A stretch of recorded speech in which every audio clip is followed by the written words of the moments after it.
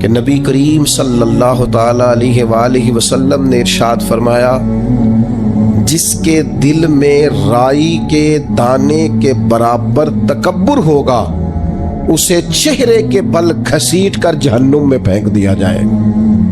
یہ ان کا خیال ہے، یہ وہ بتا گئے ہیں مجھے، تو میں رو رہا ہوں کہ اتنا باریک مسئلہ، رائی کے دانے کے برابر بھی تکبر ہوا تو پیشانی کے بل گھسیٹ کر دوزخ میں پھینک دیا جائے۔ تو کہیں نہ کہیں خدا نہ خواستہ کسی سے ایسا اگر ہو گیا تو یہ تو بڑا حساس مسئلہ ہے، یہ تو بڑی غور کرنے والا امر ہے۔ انسان کہیں نہ کہیں بات کاری دیتا ہے، کسی کے رنگ روپ پر طنز کر بیٹھتا ہے، کسی کی جہالت کو زیر گفتگو لے آتا ہے، کسی شخص کے دیہاتی ہونے پر لوگ تبصرہ کرتے ہیں۔ تو اتنا نازک مسئلہ ہے کہ چھوٹی چھوٹی چیز کا خیال رکھنا۔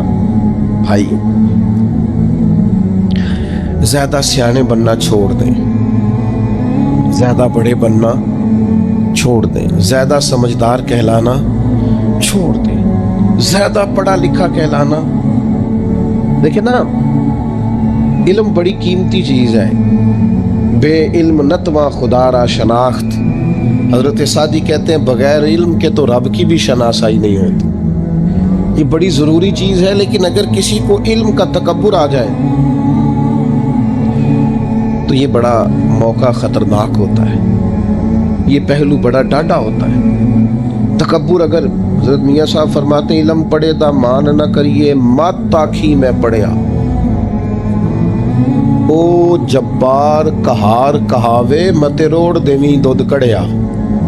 تھوڑا سیانا ہو جا، تھوڑا سا نا چیزوں کو سمجھے، اپنے لب و لہجے میں، طور طریقوں میں، انداز میں آپ غور کریں کہ کہیں کوئی ایسا یہ بیماری ہمارے اندر لاحق تو نہیں ہو گئی، کہیں یہ چیز چھلکتی تو نہیں۔ تھوڑا اس پر غور کریں، تھوڑی اس پر توجہ دیں۔ کچھ لوگوں کے حالات جب ساتھ نہیں دیتے تو وہ بڑے عاجز انسان بن جاتے ہیں، تنگ دستی غالب آ جاتی ہے۔ جب پریشانیاں پورے زور پر ہوتی ہیں تو پھر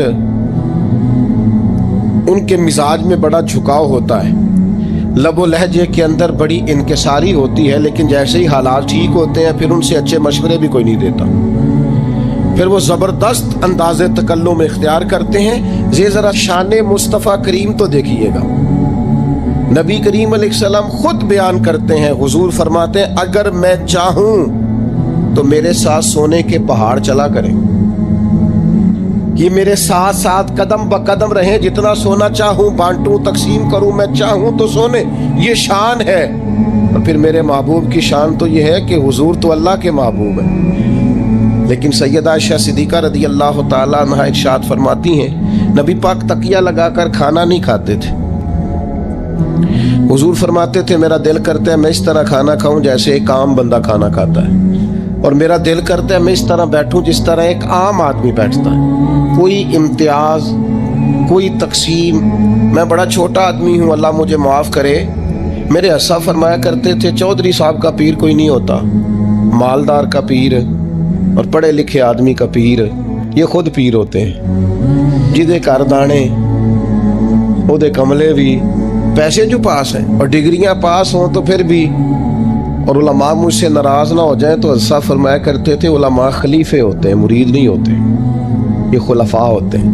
یہ مرید تو وہ ہوتا ہے جو بیچارہ انکساری کے ساتھ پیچھے ہوتا ہے کہ میں کچھ سیکھ لوں۔ تو اگر اللہ تعالیٰ کسی وقت انسان کو شان دے، امام فخر الدین رازی فرماتے ہیں دیکھیے نا، ایک ہے انسان کے حالات بڑے کمزور ہیں تو وہ عاجزی دکھا رہا ہے، انکساری، اور ایک یہ ہے کہ پوری بلندیاں اللہ نے دی، ایک دفعہ پورا عروج اللہ نے عطا کیا ہے لیکن پھر بھی اس میں عاجزی رہے، انکساری رہے۔ اس کا مطلب یہ ہے کہ وہ بندگی کر رہا ہے، وہ جھکا ہوا ہے۔ امام فخر الدین رازی فرماتے ہیں جب نبی پاک علیہ السلام کو اللہ نے معراج پہ بلایا نا، معراج پہ، یعنی اتنا اونچا کوئی نہ گیا ہے نہ کبھی جا سکتا ہے جہاں مدینے والے محبوب تشریف لے گئے۔ امام رازی کہتے ہیں معراج میں جب ساری وسعتیں اور ساری بلندیاں نبی پاک علیہ السلام گزر گئے اور کائنات کی ہر چیز نیچے رہ گئی، क्या नूरी क्या खाकी सब नीचे रह गए। एक महबूब था, एक मुहिब था, एक खालिक था, एक उसकी मखलूक अव्वल थी। नबी करीम अलैहिस्सलाम जब अल्लाह की बारगाह में बैठ गए तो रब करीम ने कहा, महबूब मुझे बताइए आपको किस नाम से पुकारूं।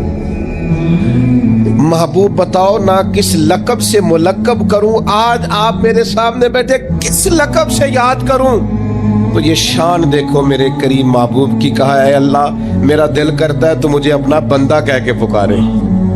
मताए बेबहा है दर्दो सोजे आरजू मंदी, मकामे बंदगी देकर न लो शाने खुदाबंदी।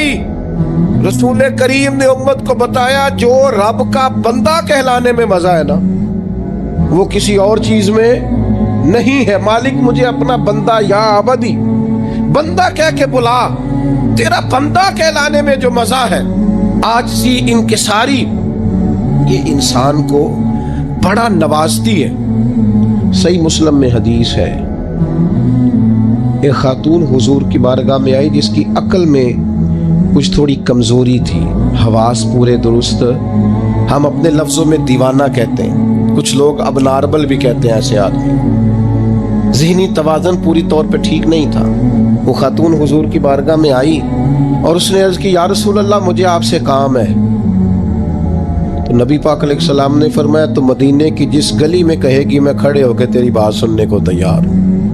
वो हुजूर को ले गई एक कोने में, ले जाके उसने अपनी सारी बात सुनाई और मदीने वाले महबूब ने सारी बात सुनी। एक तरफ शान ये है कि महबूब मिराज की बुलंदियों पर अल्लाह के कुर्बे खास में बैठे हैं, और दूसरी तरफ हाल ये है, आज ये है कि एक वो उम्मत की खातून जिसका ज़हनी तवाज़ुन ठीक नहीं है, मदीने की गली में खड़े होके करीम उसकी बातें भी सुन रहे हैं। जब अल्लाह ताला शाने अता करे, बुलंदियां अता करे, तो फिर इंसान को थोड़ा सा समझना चाहिए। अच्छा, एक वक्त ऐसा आता है जब कुछ लोग बंदे को तकलीफ देते हैं, फिर एक टाइम ऐसा आता है वो तकलीफ देने वाले उसके सामने आके बैठ जाते हैं, आजिज़ी करते हैं। मक्के वालों ने बड़ी तकलीफ दी, फिर बदर वाले दिन वो काबू आ गए, गिरफ्तार हो गए। अब आपको पता है बंदे के जब वो बंदा काबू आ जाए ना, जिसने तकलीफ दी हो, तो लोग दांत पीसते हैं,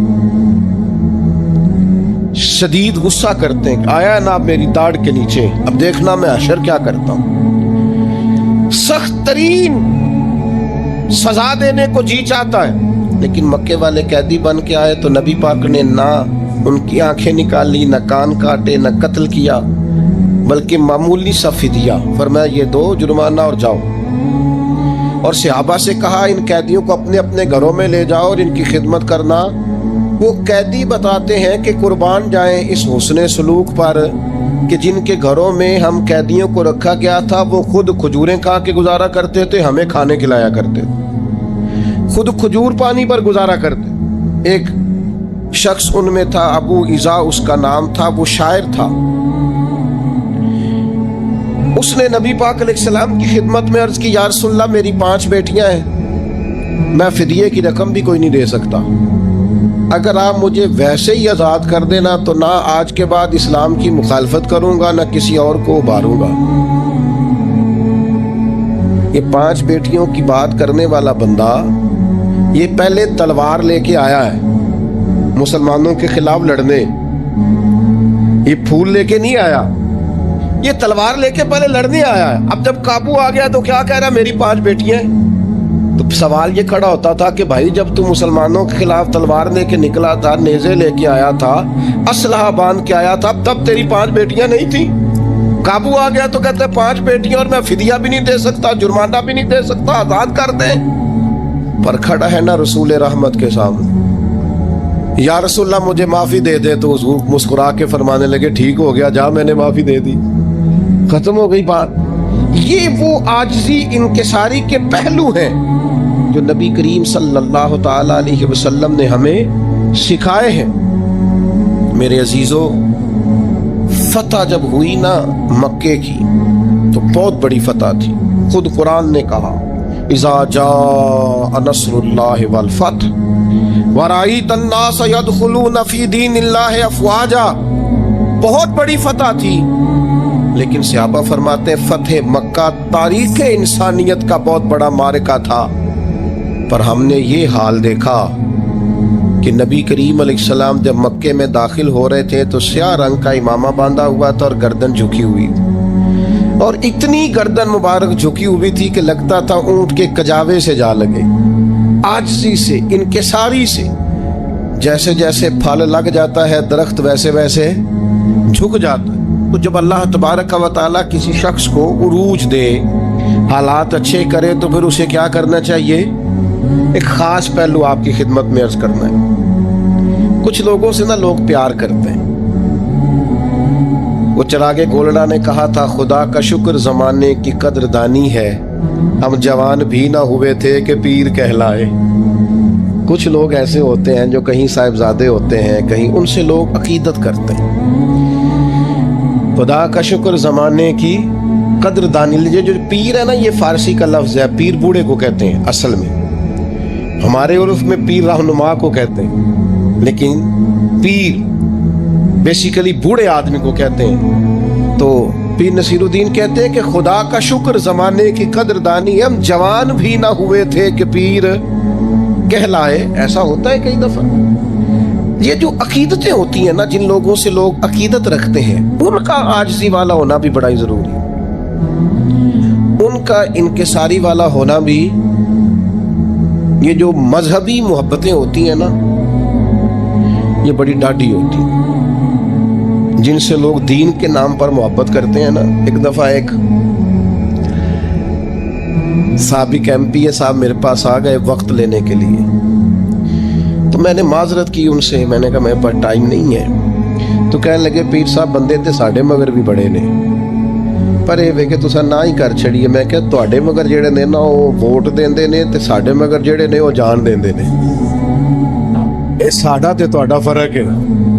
مذہبی محبتیں ہوتی ہیں نا، یہ بڑی اچھا، اللہ تعالیٰ معاف کرے، بہت سارا فضل کرے، ان کا بھی لوگ پھر غلط استعمال کرتے ہیں۔ بعض نا عاقبت اندیش لوگ دین کے نام پہ محبت کرتے ہیں، ان کے دل میں خواہش جاگ جاتی ہے پیسوں کی، اقتدار کی، بڑی کوٹھی کی، بڑے گھر کی، بڑی گاڑی کی۔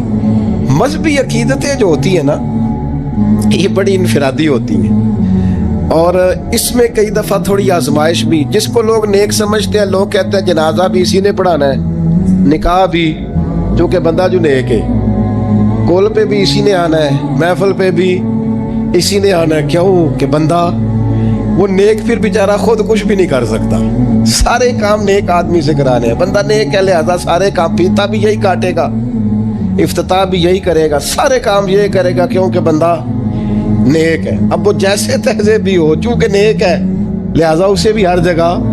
تو اس کے کئی پہلو ہیں مذہبی محبتوں کے۔ کائنات میں دین کے نام پر جو سب سے زیادہ پیار کیا گیا وہ مدینے والے محبوب سے کیا گیا،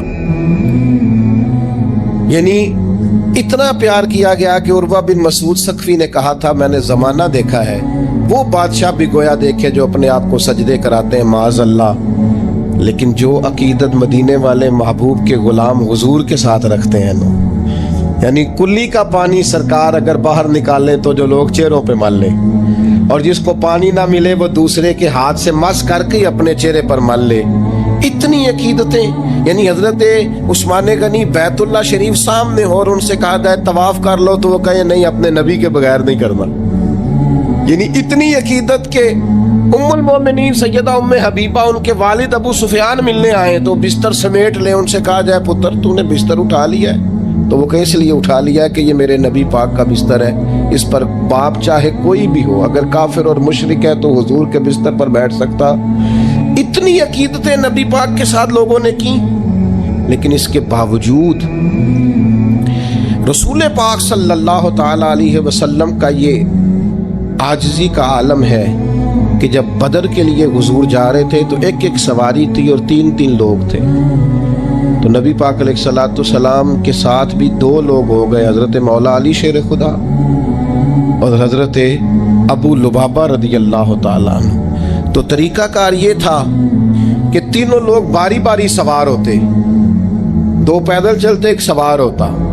حضرت ابو لبابہ رضی اللہ تعالیٰ عنہ سوار ہوئے، مولا علی سوار ہوئے، پھر میرے نبی کریم سوار ہوئے۔ جب باری آئی حضور کے پیدل چلنے کی تو غلاموں نے کہا یا رسول اللہ ہمارا نہیں دل کرتا آپ پیدل چلیں، آپ بھی سواری پہ بیٹھے ہیں تو پتہ ہے حضور نے کیا فرمایا؟ فرمایا نہ تو تم مجھ سے زیادہ طاقتور ہو اور نہ ہی ایسا ہے کہ تمہیں اللہ سے ثواب زیادہ لینا ہے، مجھے لینا نہیں، مجھے بھی اپنے رب سے اجر لینا ہے۔ جس طرح تم پیدل چلے ہو میں بھی اسی طرح پیدل چلوں گا۔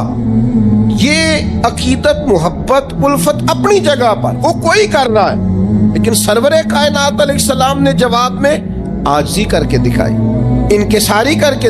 صحابہ جانے لیے حاضر ہیں، حضور جو آپ حکم کریں ابرو کے اشارے پر ہر چیز قربان ہے۔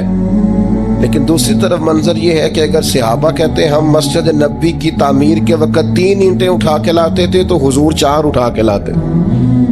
نبی کریم علیہ السلام نے کسی ممتاز ہونے کو، کسی امتیاز کو پسند ہے نا؟ ہمارے اندر بہت سارے لوگ جو اپنے گھر بھی سبزی لینے نہیں جا سکتے، اگر ڈرائیور رکھنے کی طاقت مل جائے نا، 4 پیسے آ جائیں، پھر ان کا خیال ہوتا ہے گاڑی کا دروازہ بھی ڈرائیور ہی کھولے، بند بھی ڈرائیور ہی کرے، پتہ تو چلے نا کسی کہ جناب نے ملازم رکھا ہوا ہے۔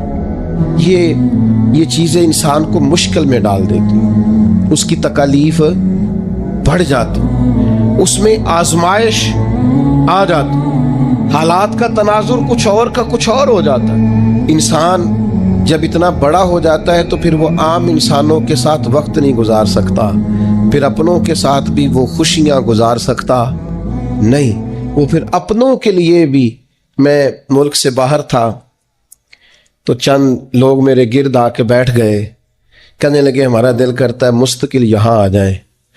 انہوں نے کئی باتیں کی، یہ کام دین کا زیادہ ہو جائے گا، یہ کام دین کا زیادہ ہو جائے گا، یہ کام دین کا زیادہ ہو جائے گا۔ تو میں نے ان سے کہا اگر میں وہاں بیٹھ کے آپ تک پہنچ گیا تھا نا اور آپ وہاں بیٹھے مجھے جاننے لگے تو میں تو ایک چھوٹی سی مسجد میں جمعہ پڑھانے والا آدمی، اگر وہاں بیٹھ کے دین کا کام یہاں پہنچ گیا ہے تو انشاءاللہ وہاں بیٹھ کے باقی جگہوں پر بھی پہنچ جائے گا۔ تھوڑا سا انسان واپس آئے، چیزوں کو دیکھے، وہ غور رکھے کہ اصل کیا ہے۔ ممتاز ہو جانا، الگ الگ نظر آنا، لہجے کے اندر ترشروئی رکھنا اور کہنا کہ جناب میں ایک خاص آدمی ہوں، میرا وقار الگ ہے، میری ملاقات الگ ہے، میرا پروٹوکول الگ ہے، ان سے انسان تکلیف میں آ جاتا۔ آپ یقین کریں جن لوگوں کو عادت ہو جاتی ہے نا اسٹیج پہ بیٹھنے کی، وہ تو محفل کی لذت ہی نہیں لے پاتے۔ ان بیچاروں کو ایسا سخت مسئلہ، یہ میں نے دیکھا ہے کچھ لوگ مذہبی جلوس نکل رہا ہے، میلاد شریف کا ہے، کوئی اور تقریب ہے، اس میں بھی بیچارے بڑے سخت پریشان ہیں، کسی طریقے سے میری فوٹو آ جائے، کسی کو پتہ چل جائے۔ تو بھائی مذہبی عقیدتیں ہوں یا کسی قسم کی بھی، آپ اپنی عاجزی کو برقرار رکھیں گے، اپنی بندگی کو کبھی بھی آپ ادھر ادھر نہیں ہونے دیں گے۔ سفر کر رہے تھے صحابہ نبی پاک کے ساتھ، تو ایک جگہ بکرا ذبح کر کے پکانے کی بات آئی تو ایک صحابی نے کہا میں ذبح کروں گا، ایک نے کہا میں کھال اتاروں گا، ایک نے کہا میں گوشت بناؤں گا۔ تو نبی کریم علیہ السلام فرمانے لگے کہ پھر میں اس طرح کرتا ہوں، میں لکڑیاں اکٹھی کر کے لاتا ہوں تاکہ آگ جلائی جائے، میں لکڑیاں اکٹھی کر کے لاتا ہوں۔ تو عرض کی یا رسول اللہ صلی اللہ تعالی علیہ وسلم ہم سب ہیں نا، ہم یہ کام کریں گے؟ تو حضور نے فرمایا میں تم میں سے ممتاز ہونا پسند نہیں کرتا۔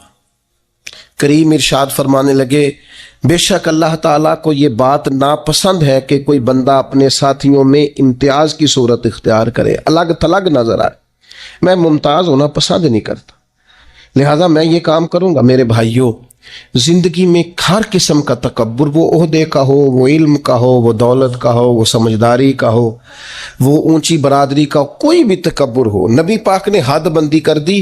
فرمایا رائی کے دانے کے برابر بھی اگر تکبر ہوا، رائی کے، پتہ ہے نبی پاک علیہ السلام کو اللہ نے عقل کتنی عطا کی؟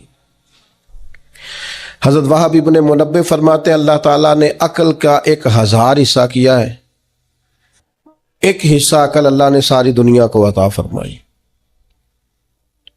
اسی سے ڈاکٹر ہیں، اسی سے انجینئر ہیں، اسی سے سائنسدان ہیں، اسی سے علماء ہیں، سب اسی سے بنے، جو ایک حصہ عقل اللہ نے دنیا میں نازل کی۔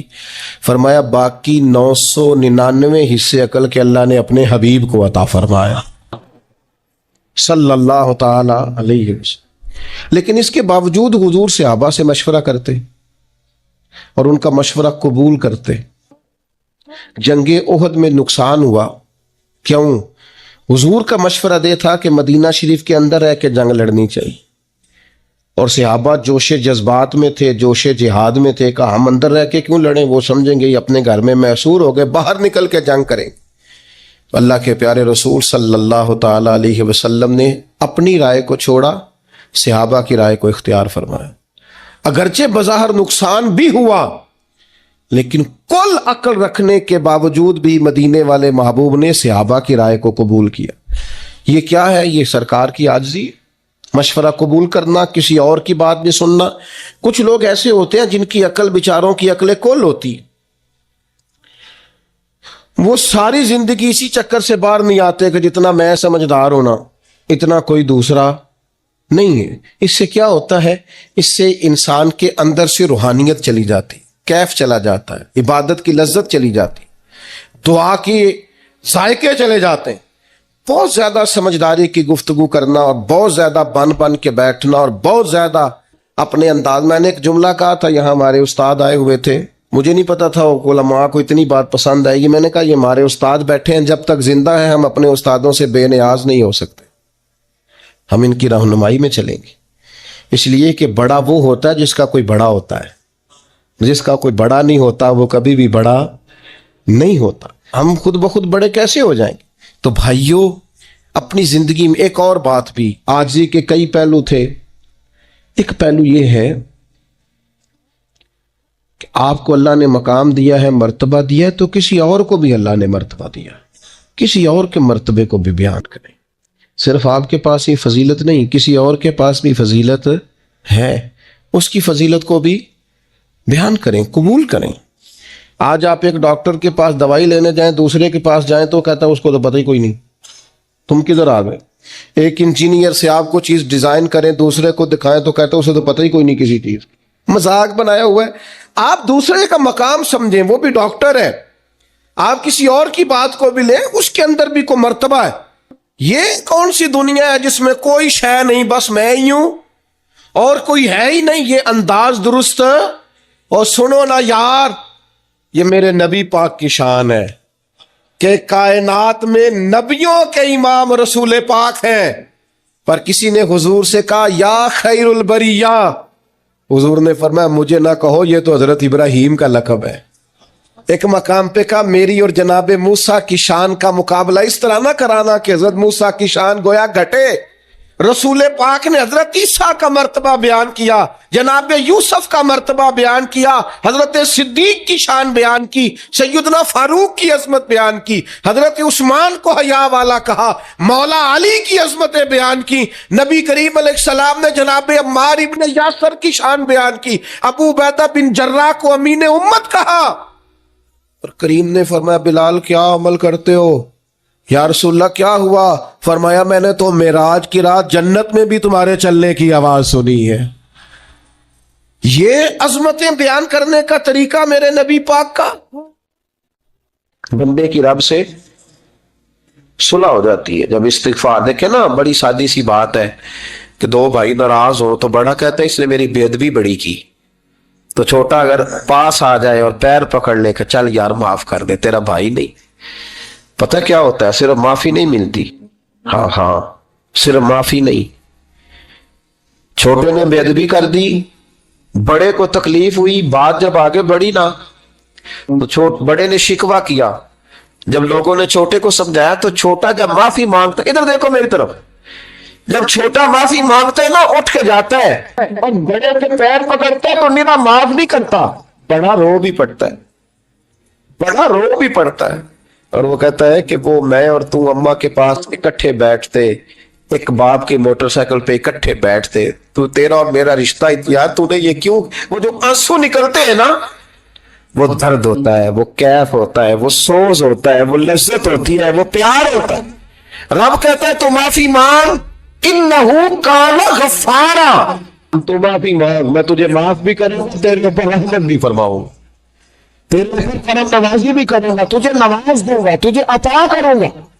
हजरत मूसा कलीमुल्लाह अलैहिस्सलाम का जमाना मुबारक था, कहत पड़ गया, बारिश नहीं होती। हम लोग ना, अब तो खैर हमारे पाकिस्तान में तो ٹیبل ٹاک ہوتی ہے، ٹاک شو ہوتے ہیں ہمارے یہاں، تو پتہ کیا جاتا ہے کہ بارش ہو کیوں نہیں رہی، پھر اس پہ یہ ہوتا ہے کہ دھواں بڑا چڑھ گیا ہے، حالات بڑے خراب ہیں، فلاں ایسے ہو گیا، قحط کا ہم تو اسباب تلاش کرتے رہتے ہیں نا جی، فوق بہت زیادہ ہے، فلاں چیز ایسے ہے، فلاں چیز ایسے، اب تو یہ تلاش کرتے رہتے ہیں۔ وہ لوگ یوں نہیں کرتے تھے، وہ سیدھے جا کے مصلوں پہ بیٹھتے تھے، اس لیے کہ وہ کہتے تھے جب رب چاہتا ہے تو پھر کوئی چیز کسی چیز کو روک سکتی، وہ سیدھے مصلے پہ بیٹھتے۔ اعلیٰ حضرت فاضل بریلوی رحمۃ اللہ علیہ کے پاس ایک مولانا محمد حسین آئے، وہ فلکیات کے بڑے ماہر تھے، تو اعلیٰ حضرت نے فرمایا ذرا ستاروں کا حساب لگا کے دکھاؤ بارش کب ہو، کہنے لگا پورا مہینہ تو نہیں ہوگی۔ تو اعلیٰ حضرت رحمۃ اللہ علیہ فرمانے لگے کہو کہ میرا علم کہتا ہے مہینہ نہیں ہوگی، اللہ چاہے تو ابھی ہو سکتی ہے۔